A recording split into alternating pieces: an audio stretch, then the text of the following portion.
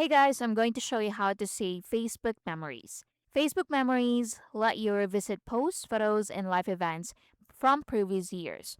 While Facebook doesn't have a dedicated save memory button, you can keep your favorite memories by sharing, downloading, or saving the original content.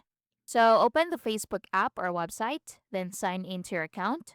Now tap or click memories from the left menu. Now from here, find the memory you'd like to save. So you can scroll down and look for the memory you want to save. For example, this one.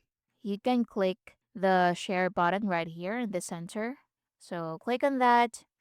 Then you can add caption in here. You can choose your audience at the top. So click that and you can set it to public, friends, close friends, etc. Then click on done. So once done, click on next and tap on share. And it will be shared to your timeline. Now, to keep a copy in your device, so you can click the photo or video, or you can right click on it. Then you can select save image as or save video as, then rename it, and then click on save. If you want to save the original post, so if you want to revisit it later, so you can click the three dots right here. Then you can click save post. So click on that. So select the folder and then click on done.